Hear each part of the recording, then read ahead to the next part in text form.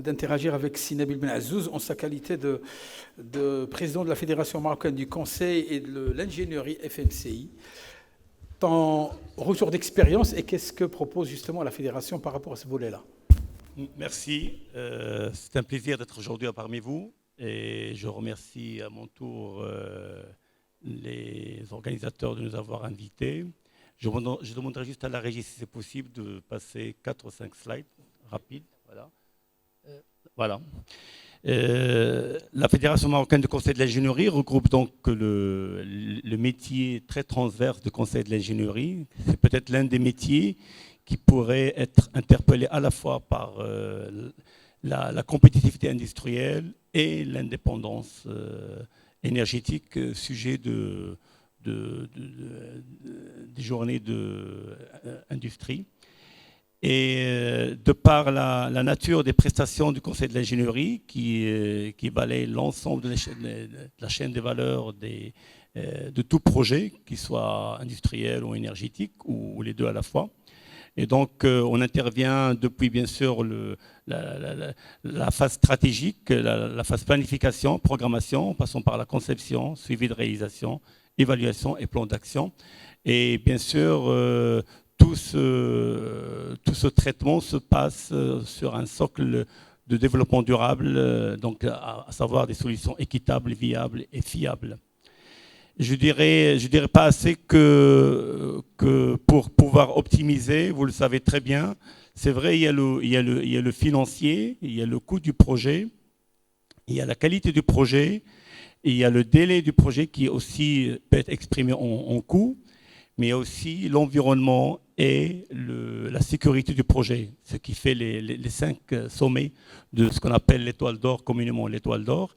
Et donc le conseil de l'ingénierie, il est là pour justement optimiser et ménager l'ensemble de ces 5 points pour justement arriver et aboutir à des projets qui seraient,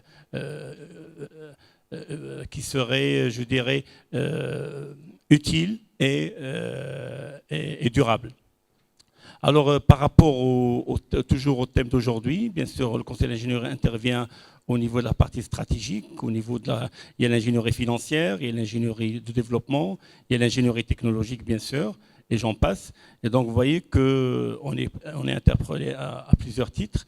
Alors, par rapport à notre affiliation, nous faisons partie aussi du cluster solaire.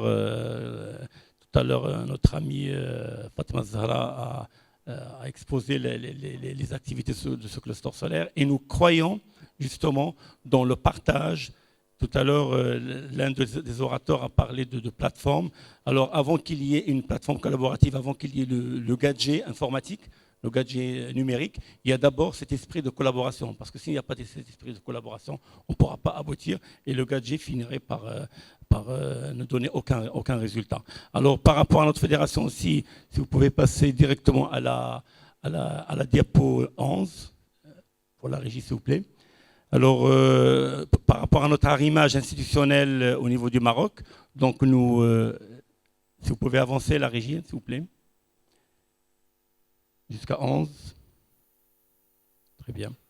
Donc, par rapport à notre arrimage, nous avons signé avec le gouvernement en septembre 2018 un contrat programme avec une dizaine de ministères, dont bien sûr le ministère de l'Industrie et l'Énergie. Tout ça pour vous dire pour vous exprimer notre engagement pour participer donc au programme stratégique du Maroc. Et à juste titre, diapo suivant s'il vous plaît, à juste titre, on a eu une contribution dans la convergence des programmes stratégiques du Maroc, comme vous savez très bien.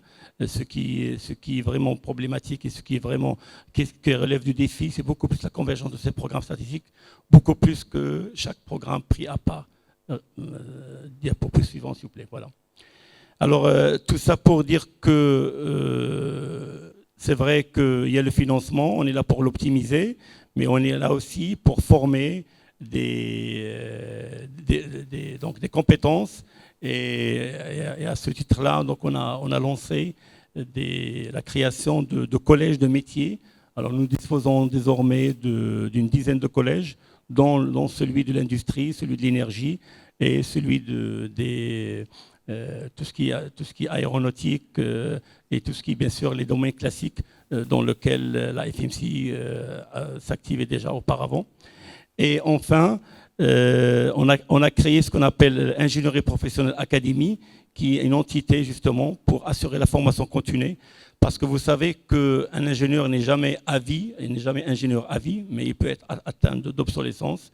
Et donc cette Ingénierie Professionnelle Academy, elle est là, elle est ouverte pour justement perfectionner nos membres, mais aussi elle est adressée aussi à nos partenaires, que ce soit donneurs d'ordre, promoteurs de projets ou autres. Et on reste à votre disposition, moi-même et mes collègues ici présents, pour répondre à vos questions. Merci. Merci beaucoup, Sinabil Ben Azzouz.